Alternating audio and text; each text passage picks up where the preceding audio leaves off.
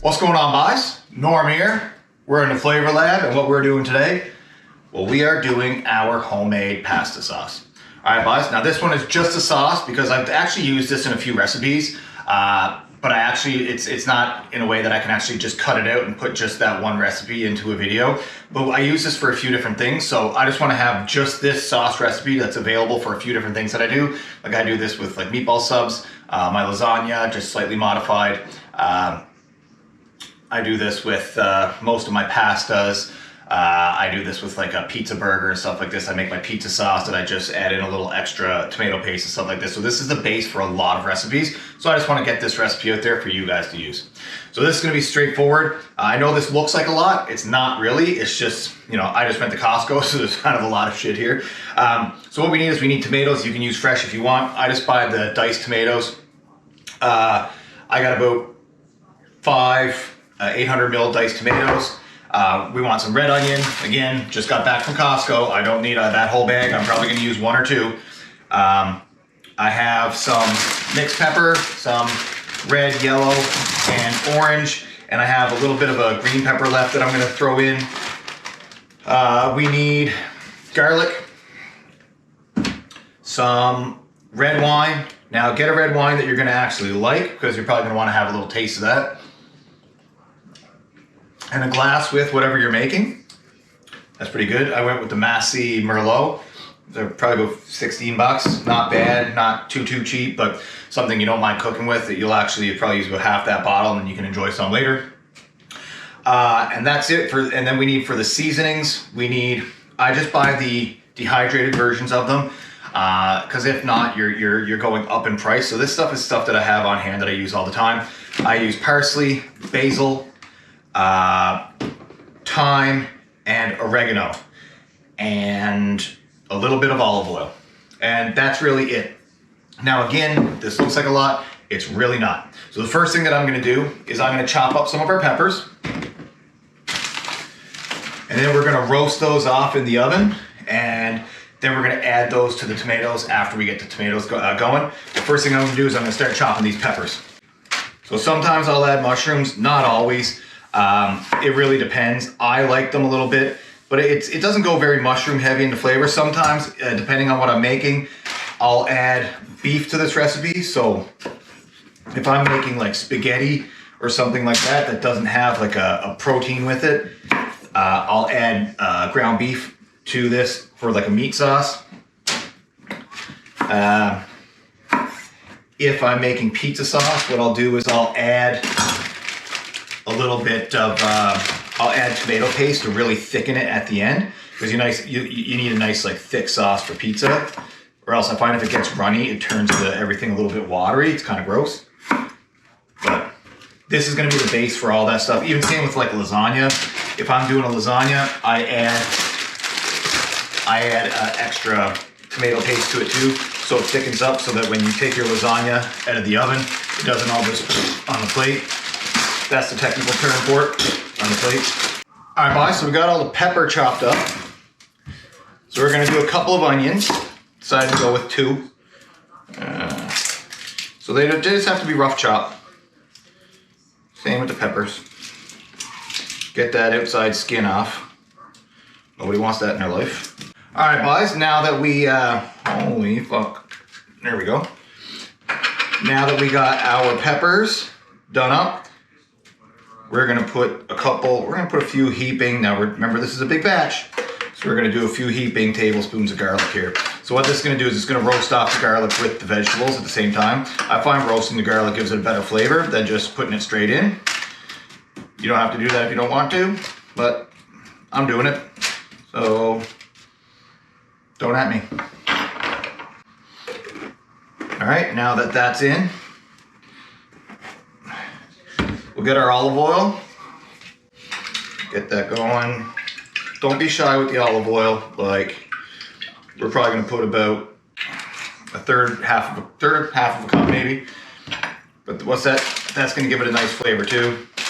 And it's gonna help roast these vegetables off. I find roasting everything gives it a better flavor than just cooking it in the sauce. So I'm gonna put this in the oven. on convection at 400 for probably about 20 minutes.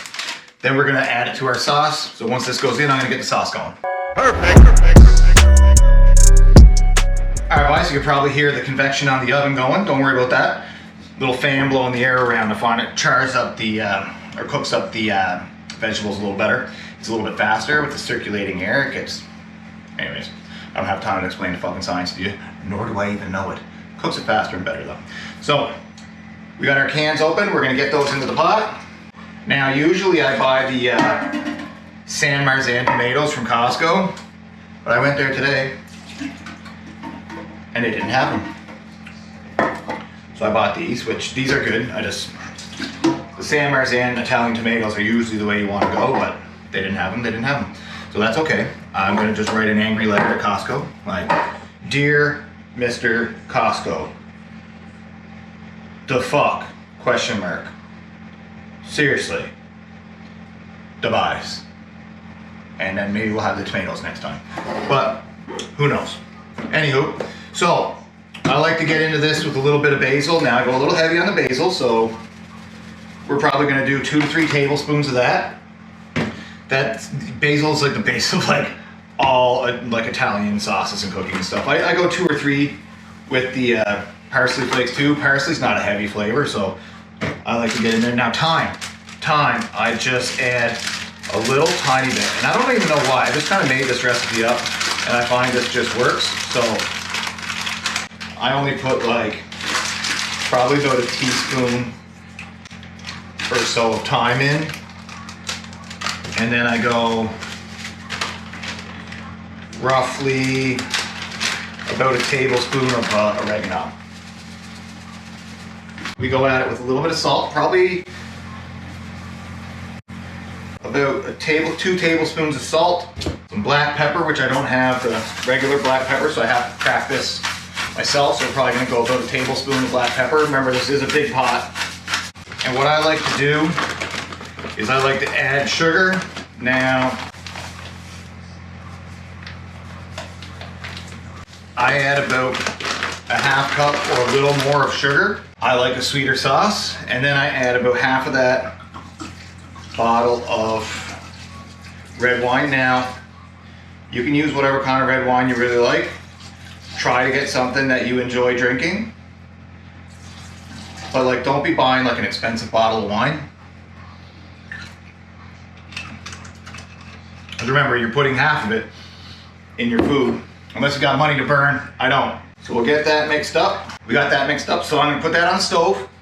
I'm gonna put that on high heat for about, just until it comes to a boil. And then I'm gonna reduce that to simmer. Then we're gonna get the other vegetables. We're gonna go get those in. If you don't have an immersion blender, that's okay. What you're gonna have to do is you're gonna have to put a little bit of the tomato liquid into the blender and drop your vegetables into the blender and blend that down. I just use the immersion blender, just pop that in, fucking whip her around, and then she's all done. So that's gonna be it. I'll walk you through that in a couple minutes. Once this gets up to boil and bring back down, those vegetables are out, and then it's the home stretch. We just let it simmer for a little while, and then we're eating, guys. So I'm probably not gonna do another recipe with this. Actually, I do have a leg of lamb that's out right now, so I probably will cook with this tomorrow. Maybe I'll do another video with that. So, but yeah, this is gonna be it. It's super simple. We'll be back in a little bit. Perfect. All right, guys, so I got our vegetables roasted off, and the tomatoes came up to a boil. So what I'm gonna do is get them together. So, I don't know if you remember this trick, but we get the vegetables folded in half, like a little tunnel. Ooh, snap! So we gotta add it into our pot. Now again, if you don't have the nice little immersion blender, you can just pop it into the blender or a food processor if you have a big one. All right, guys, so blend that down until you don't have any really big chunks anymore. This is what we're looking at now. You know, it's actually a sauce instead of just chunky bits of vegetable. That's good. Now, what I like to do sometimes is add hot pepper flakes to that if you want to spice it up a little bit. if I'm doing a seafood, like I like to take some of this and slow cook some calamari in it. Add a little bit of horseradish, a little bit of hot pepper flakes. Again, pizza sauce, I use this, but I hit it with some tomato paste to thicken it up. Same thing with lasagna.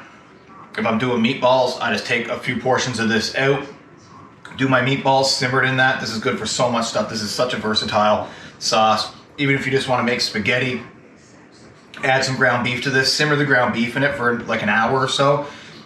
That's gonna be deadly. Anyways, guys, this is done. I'm just gonna put this on the stove and probably just simmer it again for probably, holy fuck yeah. I'm gonna simmer that again for about an hour or so, just on low, just on simmer. Perfect. Let everything kind of just get together a little bit more, and we're done. So give this a shot. Let me know what you think. I'd be very interested to see what you make with this. I want to see a dish. If you guys send it to me, I'd love to see it. Let me know what you're doing with it. Bye.